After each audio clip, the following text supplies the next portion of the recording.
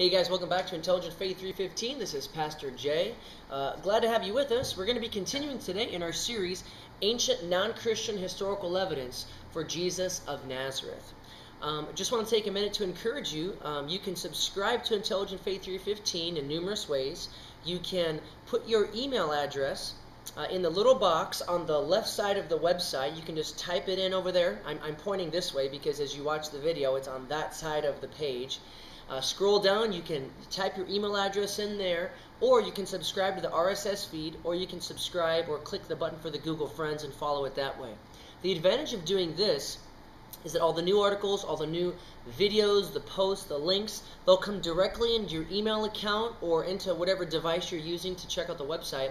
And it's going to make it easy and convenient for you to follow along, but also you'll have that content with you, and then you can send it, you can forward it actually to your friends, your family, fellow students, etc. And I really hope you guys would do that.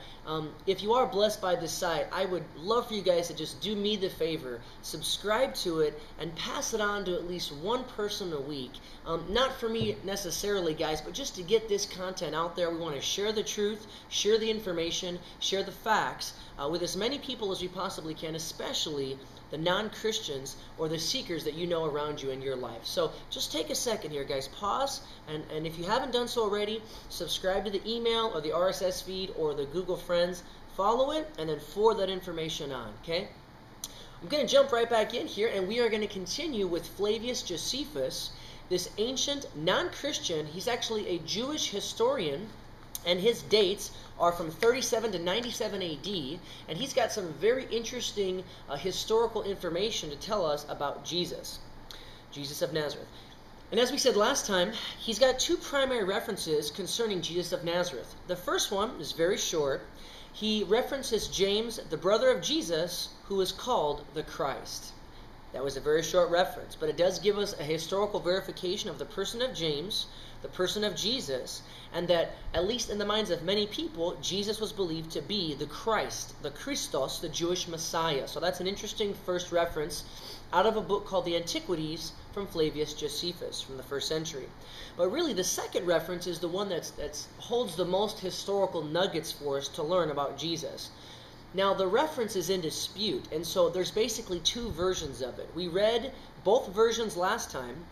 There's a version that most historians believe has been a little bit modified by some Christian, scribes or Christian folks down through the centuries. But let me just read for you again the second version, the modified version of this historical reference of Josephus about Jesus. And this reference here is accepted by virtually all the historical scholars today. This is the modified reference, the second reference of Josephus to the historical existence of the man Jesus. Let me read it again. Quote, "At this time there was a wise man who was called Jesus. His conduct was good, and he was known to be virtuous. And many people from among the Jews and the other nations became his disciples. Pilate condemned him to be crucified and to die. But those who had become his disciples did not abandon his discipleship. They reported that he had appeared to them 3 days after his crucifixion and that he was alive. Accordingly, he was perhaps the Messiah, concerning whom the prophets have recounted wonders." Fascinating, very rich historical references here from the Jewish historian Flavius Josephus about Jesus. Let's continue to read and see what Dr. Habermas can tell us. Again, if you haven't done so, pause the video, go to GaryHabermas.com, and download this paper called The Ancient Non-Christian Historical Evidence for Jesus of Nazareth. I'm just reading it right off of this paper here. It's from his website. You can get it for free. So he writes, "Of the three disputed portions, none remains unchanged. The initial problematic statement, quote, 'if it be lawful to call him a man,' has been dropped now completely, recounting only that Jesus was a wise man. The words, quote, 'he was a doer of wonderful works,'" he's referencing to the contested version of the reference, "have also been deleted. Instead, the words, quote, 'he was the Christ,' or instead of the words, quote, 'he was the Christ,' we find, quote, 'he was perhaps the Messiah.'" So it's a much more relaxed, general reference by Josephus in this modified portion here. The phrase, quote, "he appeared to them the third day," quote, now reads, quote, "they," the disciples, they reported that he had appeared to them, which is an entirely true statement, which was voiced by the first century eyewitnesses. And lastly, the statement, quote, "The divine prophets had foretold these and 10,000 other wonderful things concerning him," has been drastically reduced now to, quote, "concerning whom the prophets have recounted wonders," unquote, which concerns the Messiah and possibly not even Jesus, according to Josephus. So therefore, while some words are completely deleted, others are qualified by the words perhaps and reported. There are some good reasons why the Arabic version may indeed be the original words of Josephus before any Christian interpolations or disturbance of the text.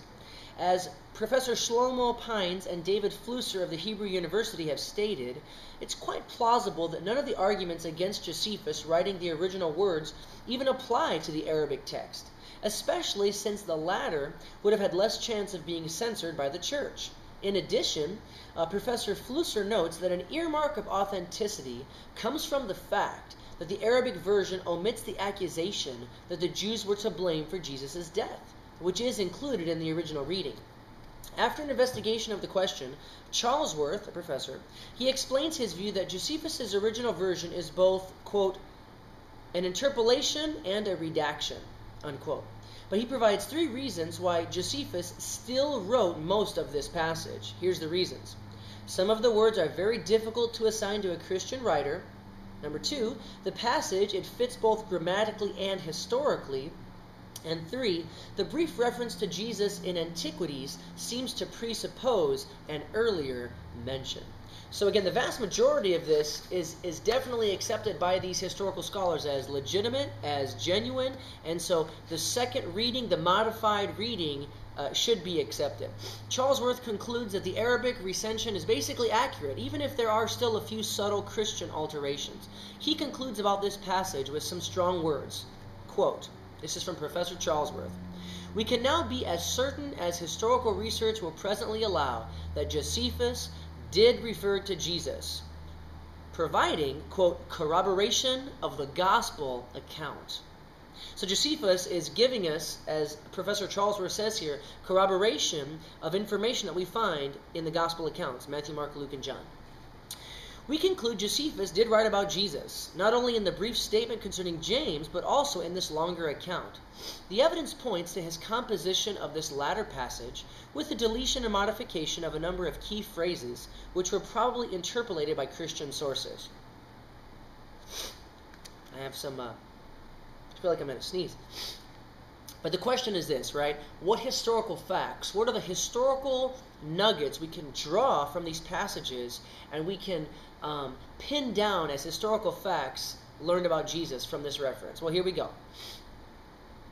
Number 1, Jesus was known as a wise and virtuous man, one recognized for his good conduct. Number 2, he had many disciples, both Jews and Gentiles. Historical fact number 3, Pilate condemned him to die. Historical fact number 4, with crucifixion explicitly being mentioned as the mode.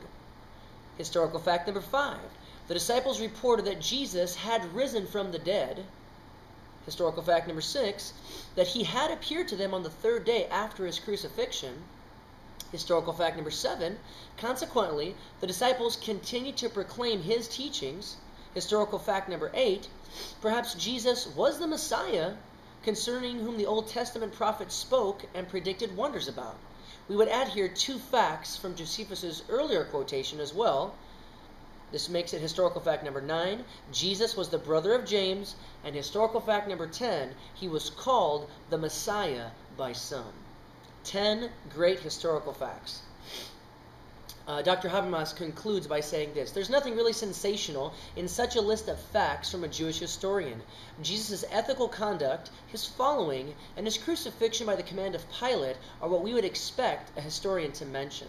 Even the account of the disciples reporting Jesus' resurrection appearances, if it's allowed, has an especially authentic ring to it. Josephus, like many historians today, would simply be repeating the claims which were probably fairly well known in first century Palestine. That the disciples would then spread his teachings would be a natural consequence. Josephus presented an important account of several major facts about Jesus and the origins of Christianity. So in spite of some question as to the exact wording, we can view his statements as providing probable attestation, in particular, of some items in Jesus' public ministry, his death by crucifixion, the disciples' report of his resurrection appearances, and their subsequent teaching of Jesus' message. So it goes without saying that the Jewish historian Flavius Josephus is an invaluable and indispensable asset in the arsenal of the Christian to give ancient, non-Christian historical sources to anybody that asks you concerning the actual reality. Did Jesus really exist historically? Can we verify that in any way? Is there any historical indication that we can believe that? You point them to Flavius Josephus from the 1st century, take them to these two references, even the modified, longer reference, and you get at least 8 to 10 solid historical facts about him. So, great stuff, guys. Encourage you, again, to go to GaryHabermas.com, print this out for yourself, take notes as we go through this, and guys, again, if you haven't subscribed, go do so to the email subscription, the RSS feed, the Google Friends. And then, guys, try to pass on some of these articles at least once a week to some folks you know. Invite your friends, especially if they're seekers, guys. Encourage you guys to send any questions you have. You can send them to me directly at jason@claycup.com, just like it sounds, CLAYCUP.com. It's great to be with you guys. Encourage you guys to keep the site and the team in your prayers. Also encourage you to please keep me in your prayers for soon master's studies in Christian philosophy and apologetics. I'd appreciate that. And I'll see you guys again next time. We're going to pick up with another interesting historical character named Thallus. Until then, have an intelligent faith. Bye-bye.